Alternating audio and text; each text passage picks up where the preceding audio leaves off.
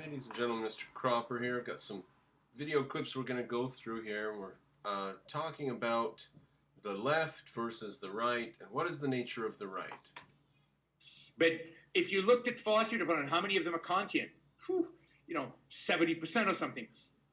Yeah, that will always be even more if you look at the fundamental concept that there's no diversity even there, and bringing in conservatives doesn't solve that.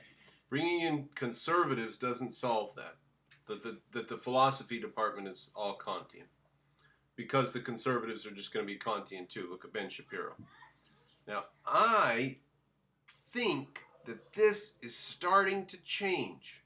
I think that the postmodernism is pushed so far with nonsense that people are starting to get to the point where they're saying things like, of course there's an objective reality. Of course there's an independent reality.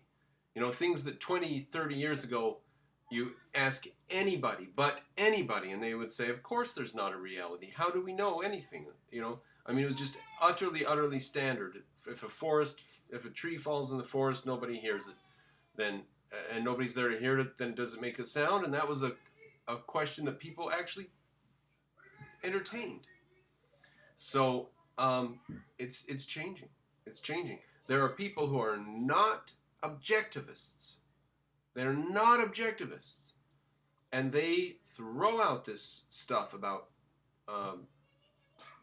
delusional other reality nonsense or non-reality nonsense. You know, really regular guys like Dave Rubin, but then smarter guys like Jordan Peterson. Excuse me. And there is a huge sea change available. Now, it's not going to happen automatically. And we're trying to get Jordan Peterson. We've talked to Dave Rubin. Rucka spoke to Sargon of Akkad. We're trying, right? But my point is that now is very, very ripe time. Not only to talk about politics and Ayn Rand's view of ethics, but also to talk about epistemology and metaphysics and Ayn Rand's views of those. Because there are people out there who are wondering, is there anybody in this world who can make any sense at all, or is it all postmodern garbage? And so now I think is our time. So now it's the time for objectivism to make a dent in the scene, to make some changes. That's what I think.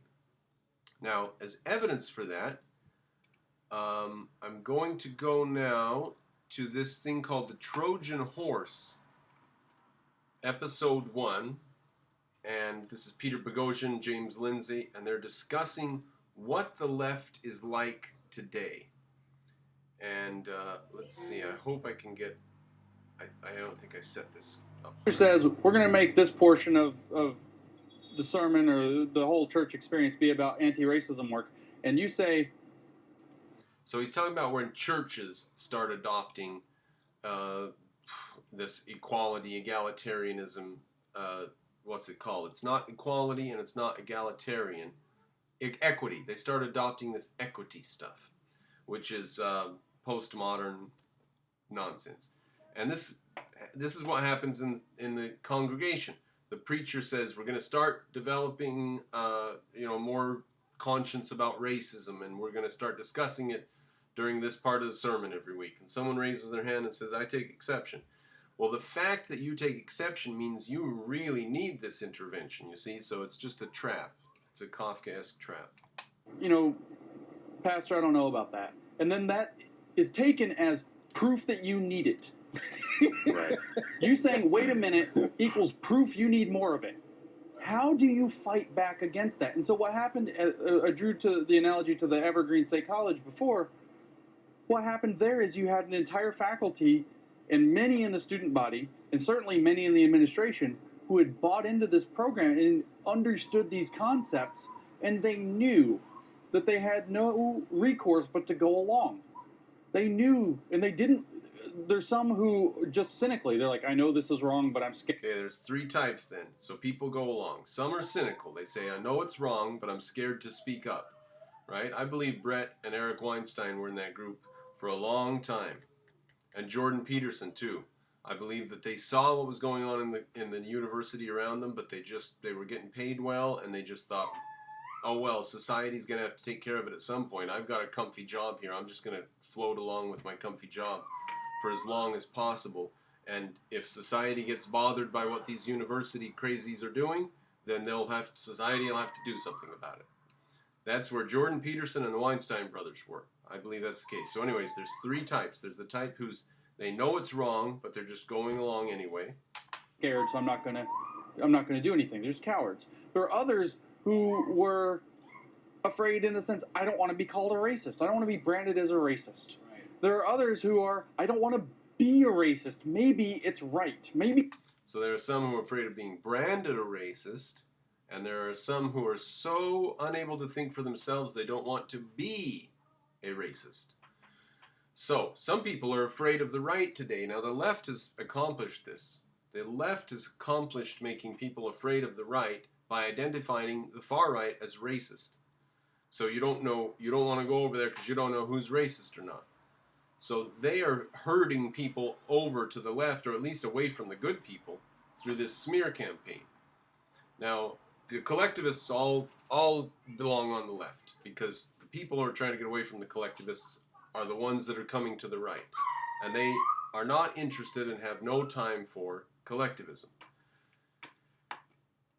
So, let's go now to our third video, which is Charles II, Nazis, Muslims, and Nihilists, the combatants in the Middle East for the world.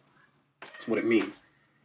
So, in the West, you can say that we have the nihilist establishment, and the only major alternative, the only big challenger, is the Nazis, really. Now, I have a huge problem with this. To just dissect the whole Western world or the United States, let's just limit it to the United States and say the United States has two groups. The nihilists who have taken over and own the universities, the deep state, the media, okay, on the one hand, and Nazis on the other hand, racists. Charles II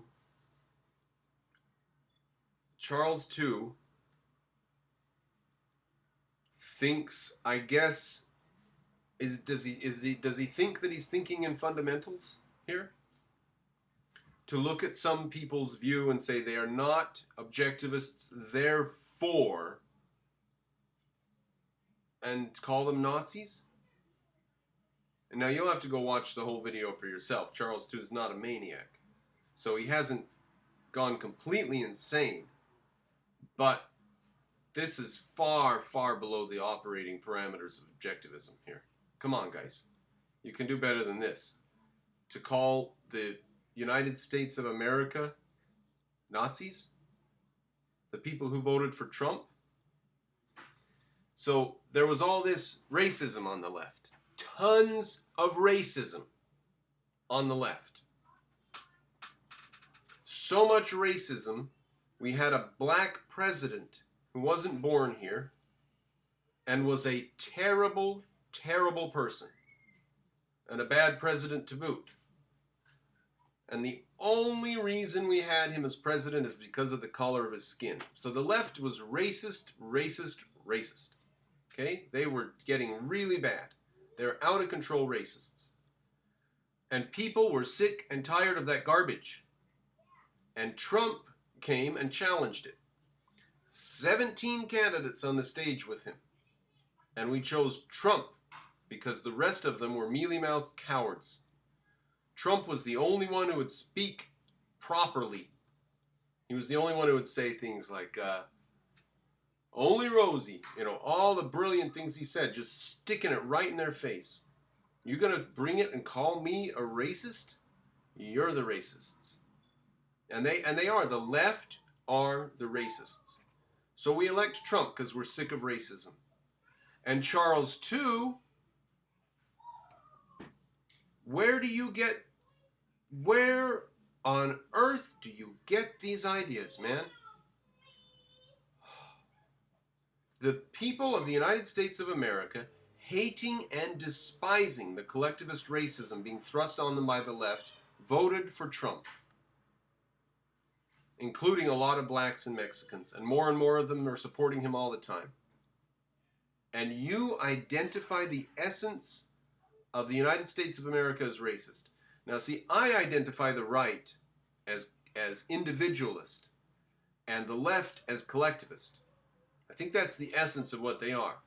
And we have here on the right this video I've just showed you. These guys are, one of them's an atheist and one of them's a religious guy. And I don't know what the third one is. I know that there's at least an atheist and a religious guy here. Now, the right has Christians and Jews and black people and white people. And we don't judge you based on your skin color, what your views are going to be, unlike the left. Okay? So the right is individualism. The right is lots of different people having different views and going about their way peacefully. That's what the right is. The left is groupthink, collectivism.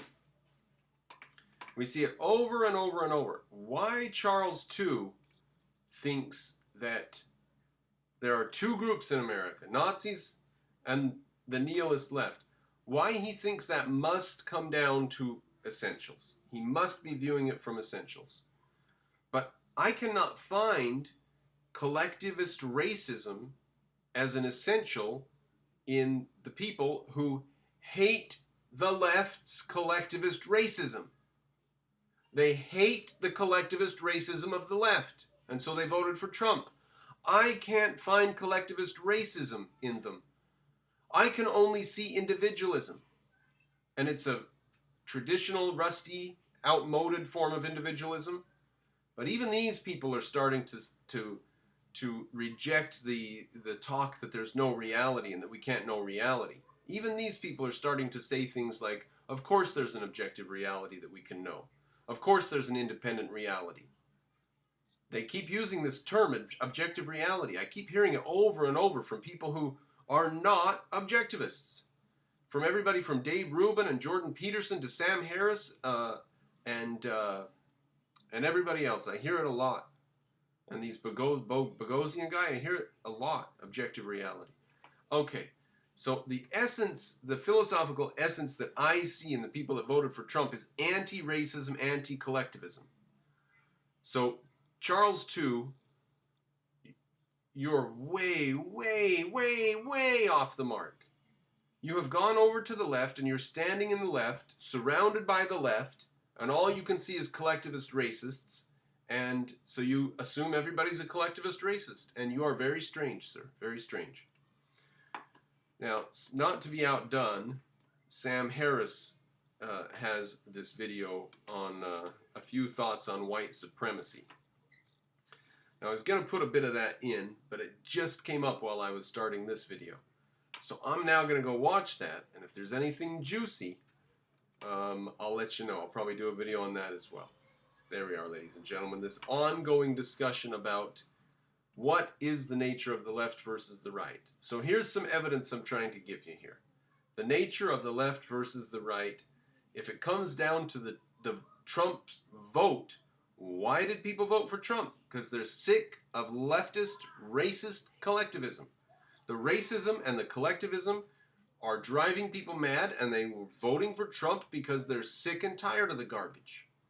And to go over and find racist collectivism among those people is one of the strangest moves I can even imagine. And it's unjustifiable. It can only come from misunderstanding and delusion on Mr.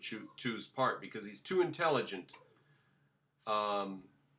for it to be something else. So it must be a misunderstanding of a delusion caused by his utter lack of evidence or something like that. All right, ladies and gentlemen, please Patreonize me if you support what I do here. If you like my channel, you want it to grow, you want me to spend more time doing this, you want me to get a better microphone, stuff like that, then go to Patreon, throw me $5 or $10 a month. Thank you, Mr. Cropper out.